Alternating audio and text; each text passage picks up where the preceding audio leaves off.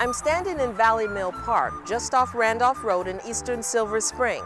As you can tell from its name, a mill once operated here. The ruins date back to the mid-1800s, but records show that this land was used for milling as early as 1723. Historians estimate that by 1800, there were over 80 mill sites throughout Montgomery County. Why were there so many? Where were they? And what did they produce? For the answers, we turn to the Office of History and Archaeology of the Montgomery County Department of Parks.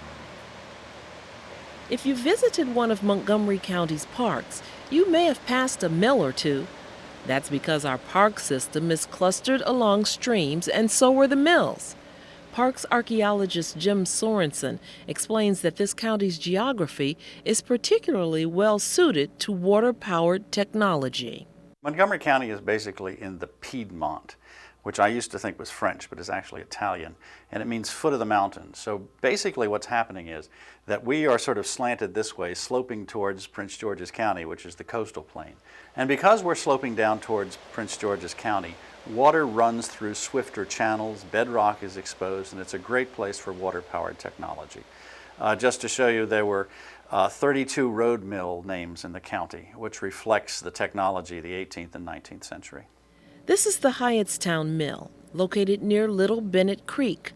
Parks historian Mike Dwyer has studied this mill and the others that have been uncovered in our parks.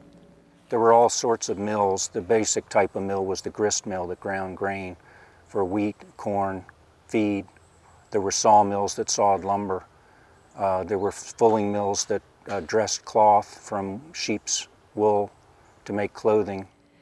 There was Bowie Mill, Bell's Mill, Clopper's Mill, and Glen Mill, just to name a few. Most are in ruins and no longer noticeable to a passerby. Today, over 80 mill sites have been identified. The Hyattstown Mill is the best preserved. On this site, we have a rare example of both the mill and the miller's house still intact. The mill is a 3-story frame structure sitting on a stone foundation. It was built in 1798, and for more than 100 years, it functioned as both a saw and grist mill. The wheel is long gone, however, this is what it looked like in the 1940s. Up the hill is the miller's house. This frame 2-story building actually predates the mill. The original millstone now serves as its front stoop. This was only one of a series of active mills in this portion of Upper Montgomery County along Little Bennett Creek. And along the stream on a progressive basis, we had a tan yard, the Hyattstown Mill, saw mill, grist mill, flour mill, merchant mill, had a cooperage and a blacksmith shop attached to it at various periods. Just upstream was Ziegler's sawmill and bone mill, which ground fertilizer, cow bones for fertilizer, and then they had a sumac mill, which made ground sumac leaves for use in the tan yard process. The sawmill and took logs from the timber and used the bark in the tanning process. Further up were several other sawmills, and finally at the top of the branch at Little Bennett over near Damascus was King's Distillery, which operated in the late 19th century and made a locally famous Maryland rye whiskey. Valley Mill Park boasts the oldest mill site in the county.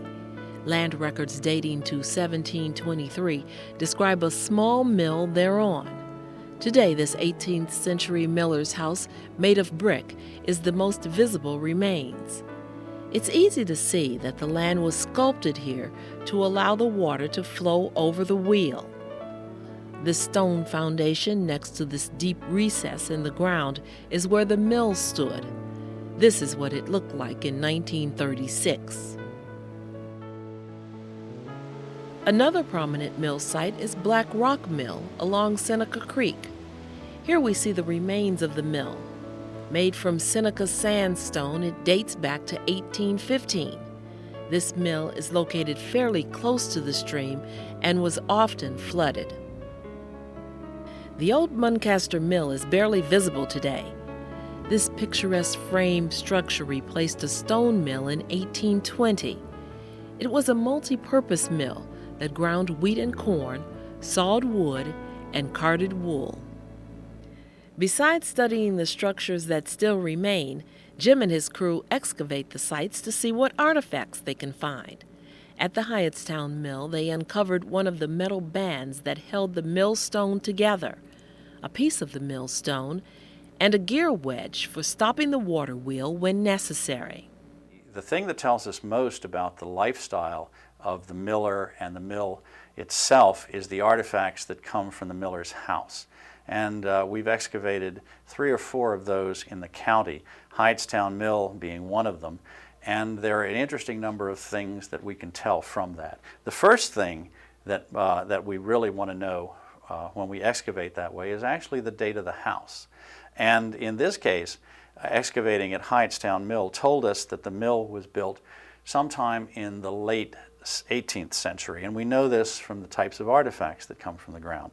For instance, we have here Wedgwood's creamware. We know that creamware was invented by Josiah Wedgwood in 1762. So if you find this on the site, you know that there was no mill there prior to that time, or no house there prior to that time. But then we also get something called pearlware. It has a bluish tint to it, and this is hand painted. And we know that this existed in the late 18th and early 19th century.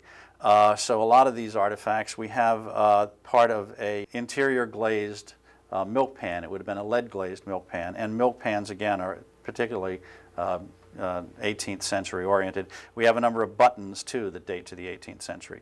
So putting all these sorts of things together, we can get a good time period on that. Plus the fact that we can sort of tell whether they were eating high off the hog or not.